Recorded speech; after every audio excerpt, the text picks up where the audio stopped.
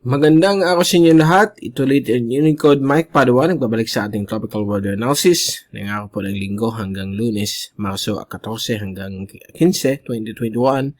At itong Tagalog version ay pinaglilingkod sa inyo ng Typhoon 2000. Magugulat kayo bakit na tayo bumalik. Nung Friday hindi tayo nakapag-weather update dito po sa YouTube at sa Facebook dahil po sa may importante tayong nilakaran.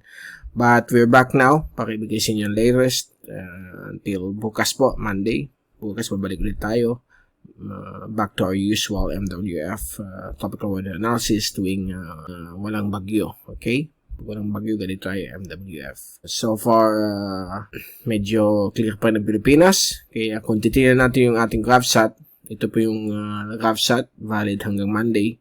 So, binago natin ang pag-release ng GraphSat every Sunday. Hindi tayo mag-release since kailangan natin magpahinga rin. Okay? And itong GraphSat is valid until tomorrow, Monday. And nakita natin, meron tayong shallow LPA. Ito po yung dating 92W. Babagtas po ito nagtawid ng Mindanao. Lumabas po sa Sulu Archipelago kahapon. But kasalukuyan, doon pa rin po, lapit sa may southeast of Palawan at unting-unting nalulusaw na po siya. Ito po ay halos hindi kumikilos. Naka-embed po siya sa isang aktibong surface trough. Itong surface trough po, ito ay elongated na lower atmospheric pressure. But nabigay po ito ng mga maulap na pabuwirin na may mga kasama pong pagkidlat at pagkulog.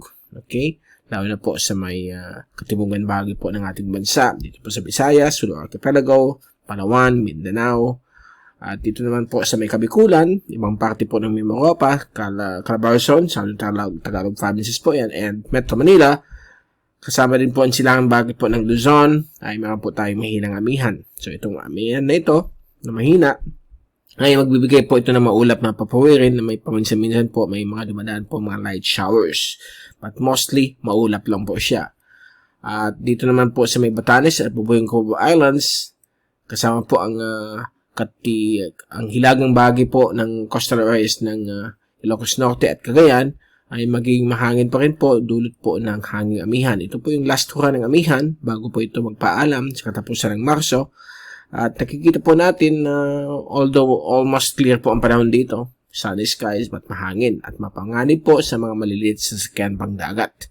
May mga padaan-daan rin po mga light showers but mas maulan po dito sa may bahagi po ng shallow LPA. So, gaya na sinabi ko kanina, itong shallow LPA malulusaw po sa loob ng 1 hanggang 2 araw. So, unti-unti na po mabubuti ang panahon. But, ganyan pa rin po ang panahon pagdating ng hapon o tanghali. May mga ulan po tayong inaasahan. Isolated po, kalat-kalat. Dulot po ito ng La Nina phenomenon. Sunod na buwan, baka tapos na po ang La Nina. But yung effect po niya, magpa-persist po hanggang sa buwan ng Hunyo. Okay, magko-coincide po siya sa pag-start po ng tinatawag nating rainy o wet season o tag-ulan. Okay, so yan po ang ating latest. Tingnan natin yung fast animation. So, ito ba, kinagiti po natin ang pag-disintegrate po ng mga kaulapan o pag-watak-watak na po niya within the months. So, yung tinatawag natin surface trough na kasama po yung shallow LPA malapit po sa may Palawan. At kung titingnan natin yung zoom in satellite animation, ito po yung infrared since gabi na yun. So, kinagkita po natin, marami po mga maliliit na mga thunderstorms, ang ibang malalaki, tulad po dito sa may Caraga at Northern Mindanao. Meron din po dito sa may Kabisayaan, sa may Northern Cebu, Northern Negros, at Panay Island. Meron din po sa may Amanpulo at Pamalican Island, sa Sulu Archipelago, meron po nag-form na thunderstorm. But hindi naman po yan tatagal. Usually mga 30 minutes to maximum 2 hours yung ulan. At dito rin po sa maliit na area po ng Tacloban area, dito sa may Southern Samar, eastern sections po ng Albay at Sorsogon. Din po sa may southern portion ng Catanduanes. The rest of Bicol ay magiging maulap na pabuwiri na may mga padaan-daan po mga light showers na inaasahan. The rest po ay magiging maulap ang papawirin, lalo na po dito sa may silangan bahagi po ng Luzon. Yan po, dulot pa rin ng hanging amihan na pahina na po. Tingnan natin yung rainfall accumulation na forecast hanggang sa Monday na po ito. simula Sabado, Linggo hanggang Monday. So inaasahan pa rin mga pag-ulan dito po sa may gitna at hilagang bahagi po ng Palawan, kasama po ang Calamian Cubao Islands, Pamalican at Amanpulo, Suluwa, Capelago po, kasama din po yan. At dito rin po sa may Panay, Mindoro Oriental, at malilit na areas po ng Caraga, and also sa may kalagitnaan po ng Samar, so may possible po mga ulan po dyan na pwede maganap, tulad po itong surface trough at shallow LPA. Dito naman po sa Bicol, ito po ay dulot ng mahinang amihan. Magbibigay rin po ng mga paulan, lalo na po sa may coastal areas po ng Bicol region. Kasama po dyan Partido District, Camarines Norte, eastern sections po or eastern coastal areas ng Albay, Catanduanes, Northern Quezon, coastal areas ng Cagayan at Isabela. So far, ito po yun for the next 3 days hanggang Monday. Lalo na po yan, hapon po yan o tanghali, ito mga ulan na pwedeng maganap. But any time of the day, pwedeng maganap po yan kapag meron po makakapal na ulap. Dala po dito mga weather systems.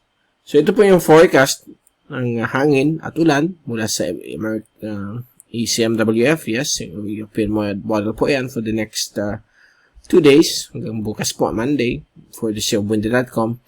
So, bukas, mamaya pong hapon, ay nakita po natin, nandiyan pa rin yung shallow LPA, but bagamat pong medyo sabog yung kanyang circulation, papaulan pa rin sa may Panay, Northern Palawan at Calamian Group, ganun din po sa may Mindoro, dahil po sa trough, Bicol region, yes, may hangin pa rin mula sa hilagang silangan o yung mahinang amihan. At dito rin po sa Mindanao at Eastern Visayas, may mga inaasahan po mga ulan. Lunes po ng hapon, o bukas po, may mga ulan pa rin magaganap sa malaking bahagi po ng ating bansa, lalo na sa may gitna at hilagang Luzon, eastern sections po ng Northern Quezon, ganun din po sa may Visayas at Mindanao, and also dito po sa may Palawan, Calamian Cubao Islands at Mindoro. Sa Bicol, may mga possible rin mga isolated but hindi masyadong kalakasan yung mga ulan, at mostly po nasa coastal areas po niya. Okay, so far, yan po ang ating pinaka-latest ng araw po ng Linggo hanggang bukas, Monday. At babalik ulit tayo bukas upang ibigay sa inyo ang pinaka-latest sa ating panahon. Mula sa Typhoon 2000, ito si Mike Pado nagpapaalam. Mag-ingat po tayong lahat. Be #WeatherWiser. At maraming salamat po sa pagpunod nyo sa aking channel.